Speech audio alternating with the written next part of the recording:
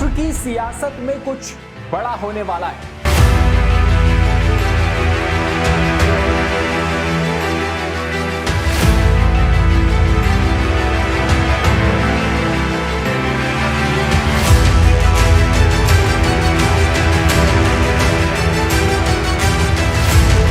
एक बार फिर महाराष्ट्र की सियासत में एक बड़ा बदलाव देखने को मिलेगा, क्योंकि इस वक्त उद्धव ठाकरे और राज ठाकरे की मुलाकात देखने को मिली और ये अचानक ऐसे ही मिल गए, पहली बार मिल गए नहीं हुआ है। पिछले 2 महीने में 3 बार ये दोनों भाई मिल चुके हैं। अब इससे ये कयास लगाए जा रहे हैं कि दोनों भाई अब एक साथ आए और एक साथ आने के बाद महाराष्ट्र की सियासत में एक नया तूफान लेकर आए। तो क्या हुआ और कहां मिले ये दोनों और क्यों इन दोनों के मिलने के बाद चर्चा तेज हो गई है, बताएंगे आपको विस्तार से। नमस्कार, मैं हूं शिखर दीप और आप देख रहे हैं GBN 24। महाराष्ट्र की सियासत एक बार फिर बदलने वाली है। जी हां, इस वक्त उद्धव ठाकरे और राज ठाकरे को लेकर महाराष्ट्र की सियासी गलियारों की हलचल जो है वो तेज हो गई है। वैसे तो उद्धव ठाकरे बार बार कहते हैं कि वो राज ठाकरे के साथ नहीं जाएंगे, क्योंकि राज ठाकरे परिवार द्रोही है। क्योंकि राज ठाकरे 2005 में शिवसेना छोड़कर अपनी एक नई पार्टी बना ली थी, मनसे, महाराष्ट्र नवनिर्माण सेना, जिसके बाद से उद्धव ठाकरे राज ठाकरे से खफा रहते हैं। लेकिन ये दोनों भाई पिछले 2 महीने में 3 बार मिल चुके हैं और महाराष्ट्र में निकाय चुनाव होने हैं। अब निकाय चुनाव को देखते हुए ये कयास लगाए जा रहे हैं कि अब दोनों भाई एक साथ आ सकते हैं, क्योंकि दोनों भाइयों के लिए अब जो राजनीतिक राह है वो मुश्किल हो चुकी है।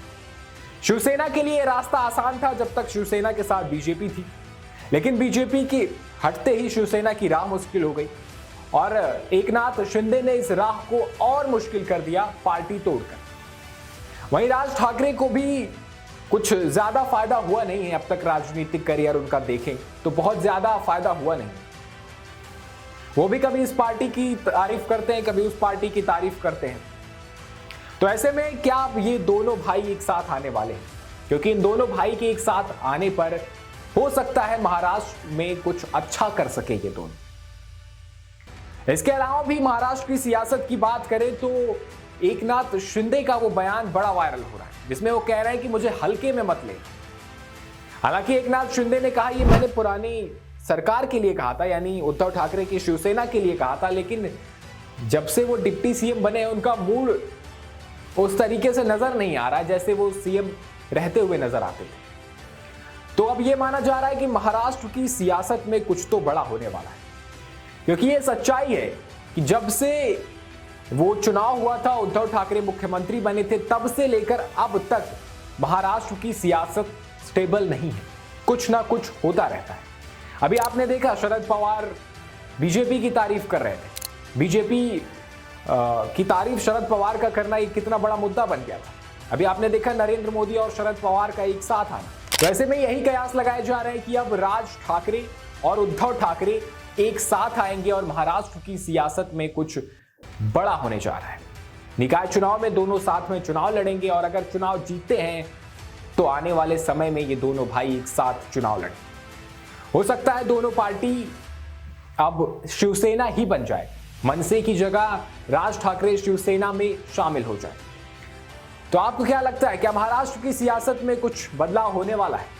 क्या राज ठाकरे उद्धव ठाकरे के साथ जाएंगे या उद्धव ठाकरे ये स्वीकार करेंगे कि राज ठाकरे उनके साथ आए? क्योंकि उद्धव ठाकरे तो ये कहते थे कि वो परिवार द्रोही हैं, हम उनके साथ कभी नहीं जाएंगे।